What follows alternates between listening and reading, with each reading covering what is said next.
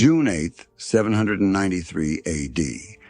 On the northeast coast of England, on the island of Lindisfarne, monks were reciting their morning prayers. The monastery was one of Christianity's holiest sites in England. Monks copied manuscripts, worked in gardens, listened to the calm sound of the sea. Then something appeared on the horizon. At first they thought they were fishing boats, but as they approached, they realized these were different. Long, narrow ships with dragon heads, oars moving in synchronized rhythm. And the men on the ships were armed. They were Vikings. Within hours, Lindisfarne Monastery was destroyed. Monks were killed. Golden crosses, jeweled gospels, sacred relics were plundered. Survivors were taken as slaves. Europe was shocked. How could God's house be so savagely attacked? This was the beginning of the Viking Age. For the next 300 years, Scandinavian warriors, traders, and explorers reached every corner of the known world.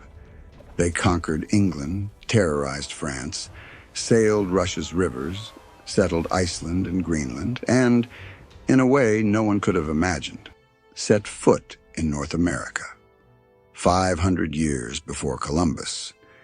This is not just the story of raids. This is the story of the world's greatest sailors, the boldest explorers, and one of the most complex societies in history. To understand the Vikings is to understand medieval Europe, because the mark they left is still felt today. The Viking Age began for many reasons. First, the Scandinavian peninsula was harsh. Northern Norway had short summers and long winters, little arable land. The population was growing, but resources were limited. Younger sons inherited nothing. They had to seek their fortune elsewhere. Second, ship technology. Scandinavians had built the world's best ships, the longship, suitable for shallow water, capable of moving with both oars and sails, fast, agile, and seaworthy. With these ships, they could approach coasts, raid quickly, and escape after plundering. Third, political chaos in Europe. The Carolingian Empire had divided. England was split into small kingdoms. There was no centralized defense, easy targets for Vikings. Fourth, culture and religion. Viking religion, Norse paganism, glorified warfare. The way to Valhalla, the heaven of the glorious dead, was through death in battle. They worshipped Odin, Thor, and Freya, and the world awaited exploration. When these four factors combined, Scandinavian warriors set out to sea. The heart of Viking power was the ship. The longship was not just transport. It was a work of art. Usually made of oak, 20 to 30 meters long, 5 meters wide, it could hold 30 to 60 oarsmen. It had a sail, but if there was no wind, it was rowed. Most important feature, shallow draft. The longship's draft was only about 1 meter. This meant it could navigate large rivers, reach coasts, even beaches. A Viking fleet could suddenly appear where no one expected them. The bow and stern were usually carved in dragon or serpent shapes to frighten enemies and ward off evil spirits. Inside, oarsmen, warriors, food, weapons, and sometimes entire families traveled. During long voyages, they camped on shore. In the 1880s, the Gokstad ship and Oseberg ship were found in Norway, perfectly preserved Viking vessels. Today, they're displayed in Oslo's Viking Ship Museum. Studying these ships reveals just how advanced Viking engineering was. After Lindisfarne, the raids could not be stopped. In 865, the great heathen army invaded England. Thousands of Viking warriors. They took York, renamed it Jorvik.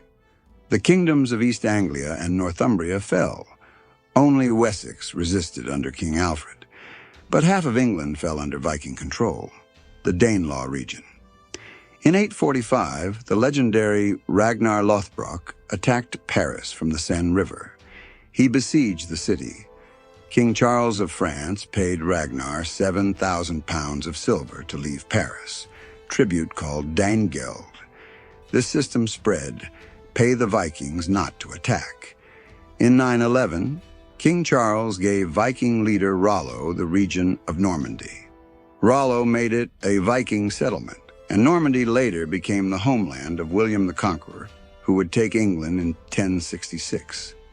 In Ireland, Dublin was founded by Vikings in 841. It became a major Viking trading center. Even today, Dublin's name comes from Old Norse. Some Vikings even crossed the Strait of Gibraltar, raiding Spain, Morocco, and reaching Italy. Vikings were not only warriors, but history's greatest sailors and explorers. In 874, Norwegian settlers fled to Iceland to escape King Harald Fairhair's oppression. They found the island nearly empty, just a few Irish monks. Viking settlers colonized Iceland. In 930, they established the Althing, one of the world's oldest parliaments. In 982, Eric the Red was exiled from Norway for murder. He went to Iceland, got into more trouble, and was exiled again. He sailed west and discovered a giant glacial island. He named it Greenland, probably to attract settlers. Though mostly ice-covered, it had coastal pastures. Eric and his family settled, and thousands of Vikings followed. Around 1000, Eric's son, Leif Erikson, sailed even further west from Greenland. He reached the shores of present-day Newfoundland, Canada. He saw grapevines, or thought he did, and named the place Vinland, Wineland.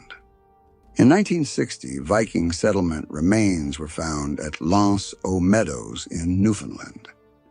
This proved Vikings reached America 500 years before Columbus, but colonization wasn't permanent. Conflicts with indigenous peoples, small numbers, and distance led them to abandon it after a few years. To see Vikings only as raiders is a mistake. Viking society was complex. Social structure included jarls, nobles, wealthy landowners and leaders, carls, free people, farmers, traders, craftsmen, and thralls. Women had strong roles in Viking society. They could own property, divorce, and trade. Some women were warriors. The Shield Maiden legends may be real. Recent archaeological evidence suggests some Viking warrior graves contain female remains. Religion. Norse paganism was a rich mythology. Odin, god of wisdom and war. Thor, god of thunder. Freya, goddess of love and war. Loki, trickster god. Valhalla was where warriors who died in battle went. Ragnarok was the legend of the world's end. Rune writing. Vikings had their own alphabet, Futhark.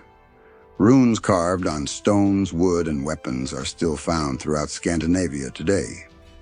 Vikings were also traders, dealing in furs, honey, slaves, and weapons. Their trade networks reached Byzantium and the Middle East. By the mid-11th century, Viking raids had decreased. Why? First, Christianization. Scandinavia converted to Christianity. Denmark first, then Norway, then Sweden. Christian kings suppressed the old pagan raiding culture. Second, central kingdoms grew stronger. England, France, and other European kingdoms were no longer defenseless. Castles, walls, and regular armies appeared. Third, assimilation. Many Vikings, like those in Normandy, integrated into the lands they'd settled. They were no longer raiders, but residents. Fourth, internal conflicts. Scandinavia faced succession wars. Resources were spent internally, not on external raids. 1066 marks the symbolic end of the Viking Age. Harald Hardrada, king of Norway and the last great Viking leader, fought for the English throne. He was killed at the Battle of Stamford Bridge. That same year, William of Normandy, of Viking descent, conquered England, but as a Norman duke, not a Viking. The Viking legacy is immense. Hundreds of modern English words come from Old Norse: sky, egg, knife, window, husband. In northern England, Scotland, and Ireland, Viking origins are still visible. Iceland, Denmark, Norway, and Sweden, today among the world's most developed and happiest countries, carry Viking heritage directly. Their democratic traditions trace back to the Viking Thing assemblies. But perhaps the most important legacy is the spirit of exploration. The Vikings' courage to set sail into the unknown, their determination to overcome obstacles, these are the foundations of humanity's greatest discoveries. The Viking Age ended over 900 years ago, but its spirit never died. Every time humans dare to explore the unknown, every time we push beyond familiar horizons, we echo the Vikings who once sailed into the mist, not knowing what lay ahead, but sailing anyway, watching the past to understand the present. And together we keep history alive. I'll see you in the next era.